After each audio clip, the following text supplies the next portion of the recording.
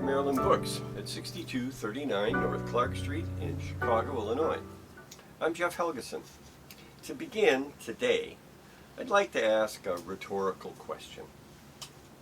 Do you think the material universe in any way cares about your personal well-being? Another consideration might be, how do you believe your behavior is determined? Are you in control of the way you act, or are your actions merely the result of such variables as your genetic makeup, the social economic environment within which you find yourself, your culture, and the historical period of time within which you live, as well as the opportunities, or lack thereof, that have been made available to you? Questions such as these began to be asked by a great many people during the second half of the 19th century, and especially within its final decades, at a time that was filled with scientific and technological transformation both in the United States and throughout Western Europe.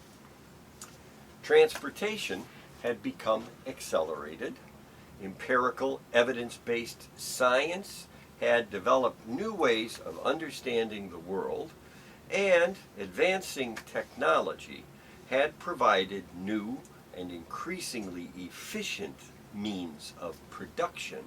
that largely divided industrialized nations into distinctly separate and hardly at all equal social economic classes. Beginning with the thesis, antithesis, synthesis, developmentally progressive speculations of Gregor Wilhelm Friedrich Hegel's philosophy of history, and continuing with the dialectic materialism of Karl Marx, in addition to Charles Darwin's notion of biological evolution by means of natural selection and the survival of the fittest, along with the various God is dead ideas contributed by Friedrich Nietzsche, a new perspective on the human experience developed. In 1865, around the time of the end of the American Civil War and the abolition of slavery within the United States, the French writer Émile Zola proposed a concept of the novel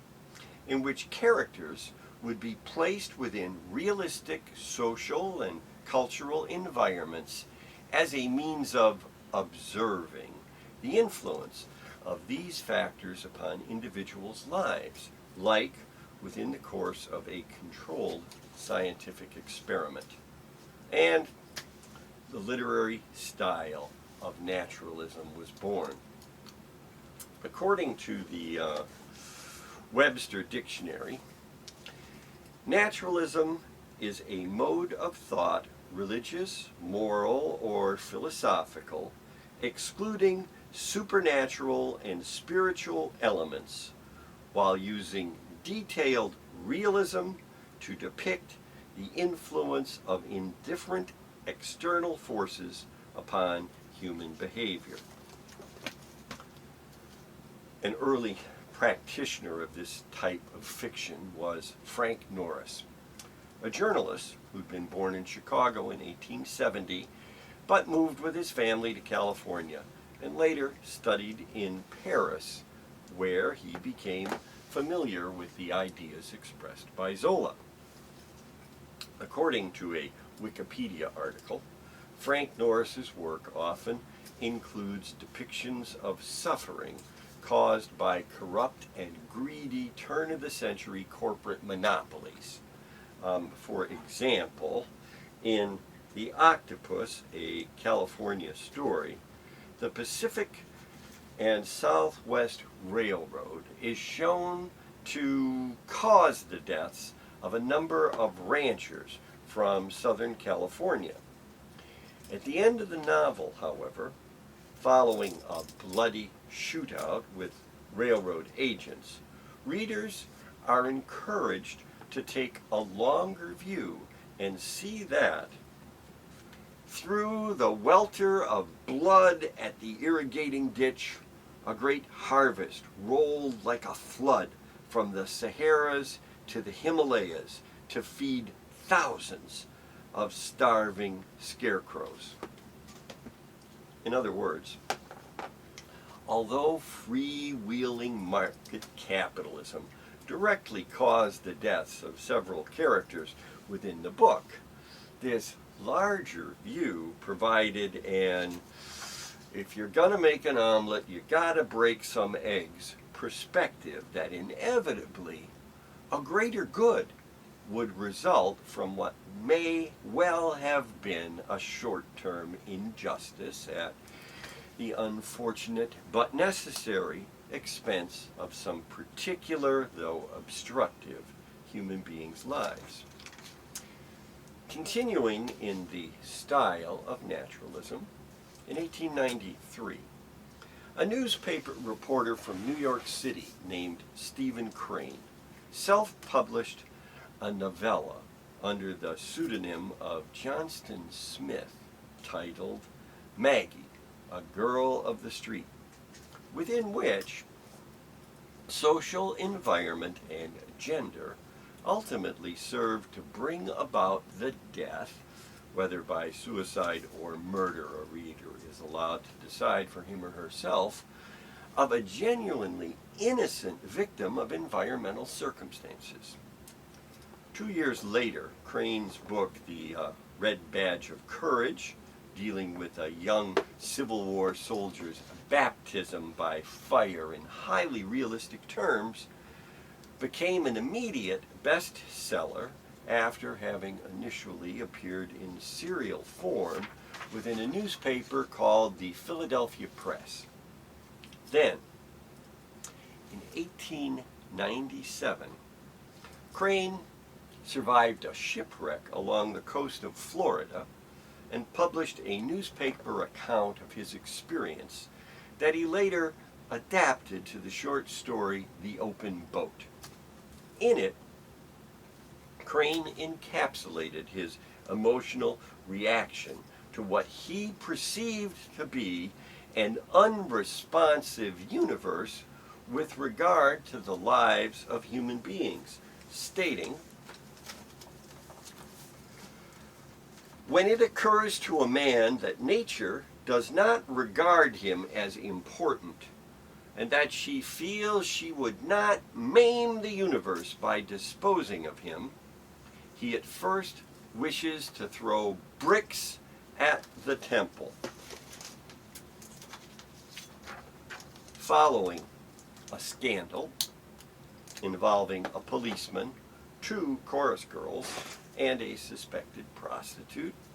as well as a lawsuit being filed against him by a former lover, when the U.S. battleship the Maine exploded under suspicious circumstances in 1898 while anchored within the harbor at Havana, Cuba, Crane went to the island in order to report on Teddy Roosevelt and the Rough Riders at San Juan Hill and elsewhere during the Spanish-American War, contracting yellow fever, from which he ultimately died at the age of only 28 in 1900. Perhaps the next most famous naturalist, although arguably the very best known among American high school students, was Jack London. He was born in San Francisco in 1876 after his mother had shot herself when the father of her child had demanded that she have an abortion, and as a direct descendant of a Massachusetts Bay Colony pilgrim, she refused. Recovering from her self-inflicted gunshot wound after having placed the care of her infant son in the hands of a formerly enslaved black woman, she married a disabled Civil War veteran named John London, who subsequently helped her to raise her son Jack. Following a year at the University of California, Berkeley, at the age of 21, Jack London decided to head north to Alaska in order to participate in the Klondike Gold Rush, as pictured here in a photograph that was taken in 1897, which appeared in a Chicago Sun-Times article from 1981. The would-be prospector fairly quickly became extremely malnourished, experiencing the kinds of challenges that he would later describe in his story To Build a Fire, the closing paragraph of which, when a man falls through some ice and freezes to death at 70 degrees below zero, demonstrates a similar kind of indifference to human suffering as was expressed by both Frank Norris and Stephen Crane, stating, "Then the man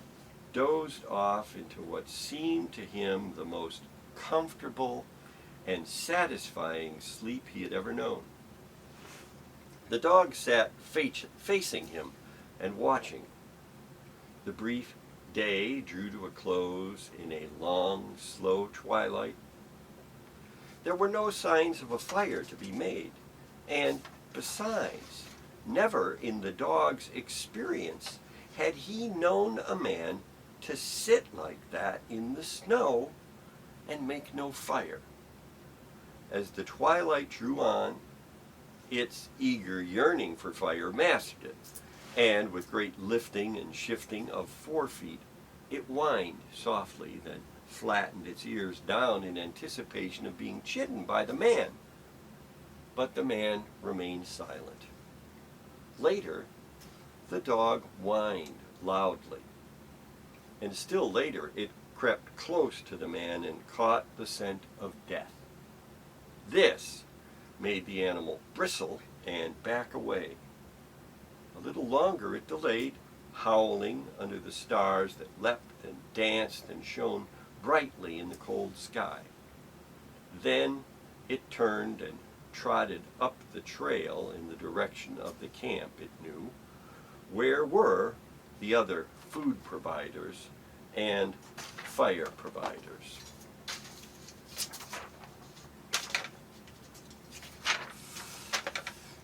In 1903, the Saturday Evening Post and the Macmillan Publishing Company acquired the rights to Jack London's novel, Call of the Wild, 9 film versions of which have been produced since 1923, the latest featuring Harrison Ford, and according to an article from the Chicago Tribune, the typewriter upon which that book was written can now be seen at the American Writers Museum on Michigan Avenue near Lake Street in Chicago. As stated by columnist Rick Hogan within the Tribune article, Jack London's biographer, James L. Haley,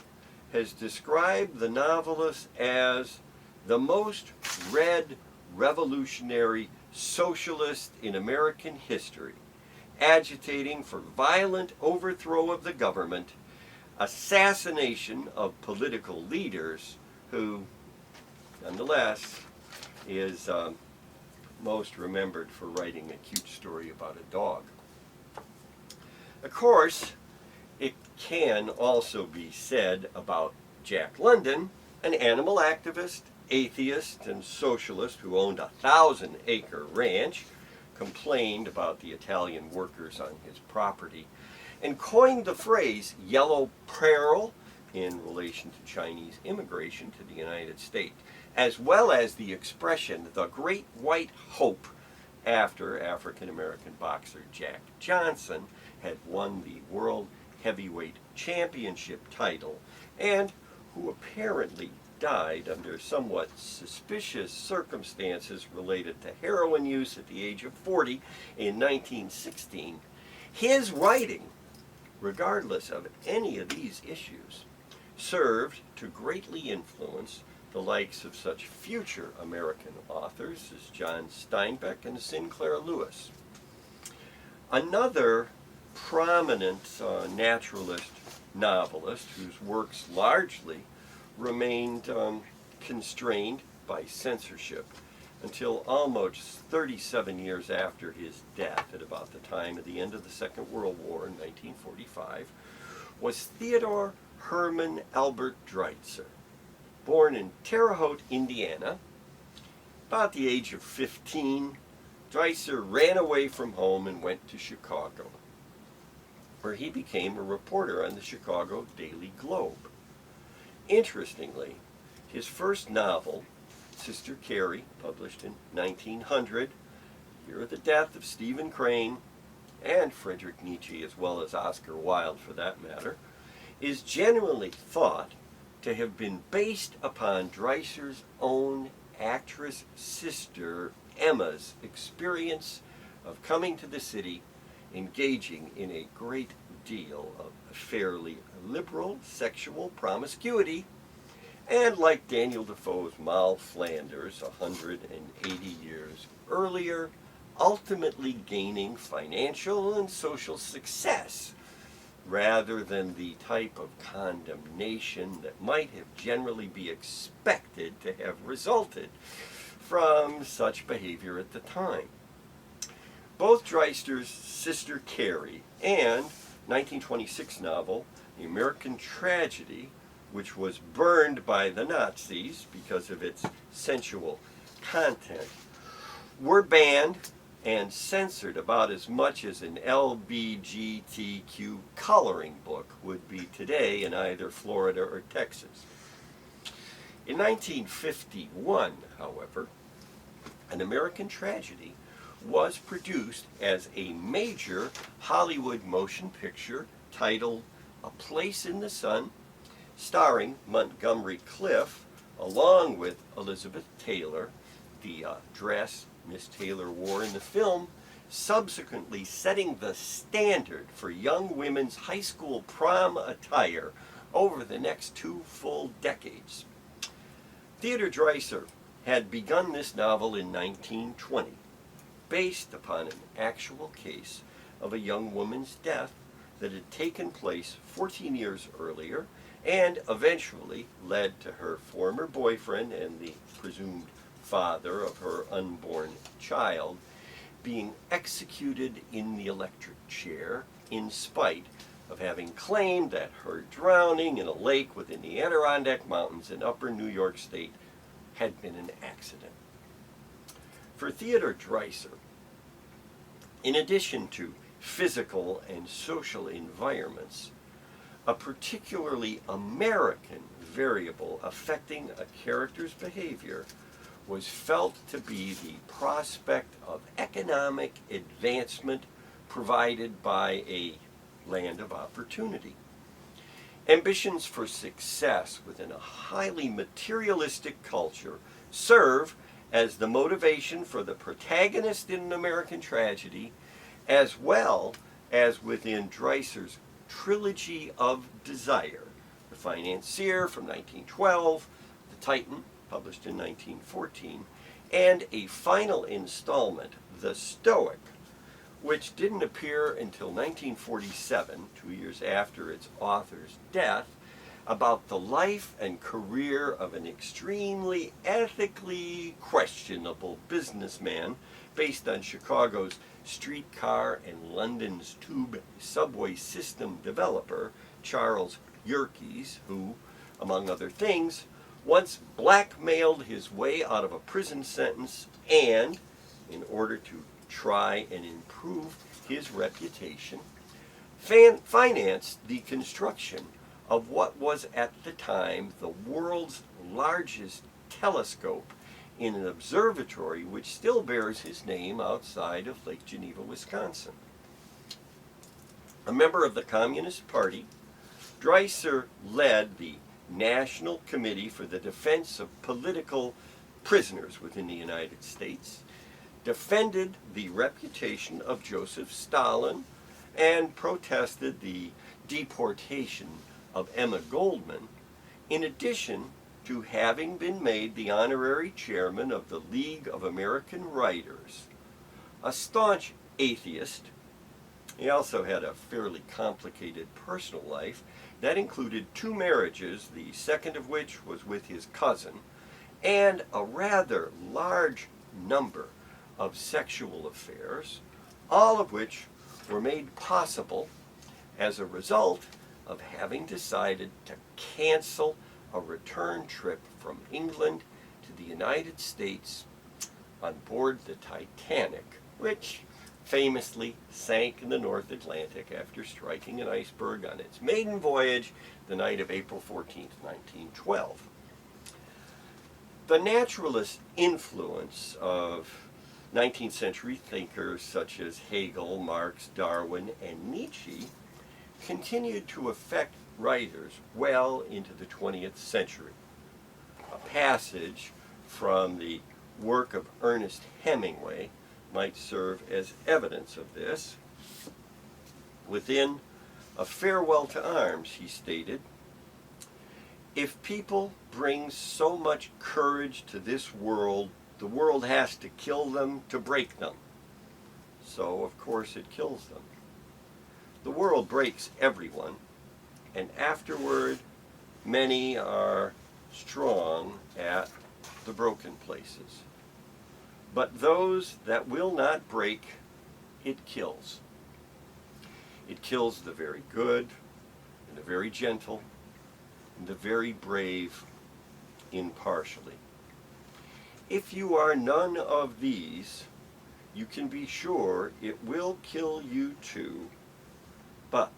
there will be no special hurry." I'm Jeff Helgeson.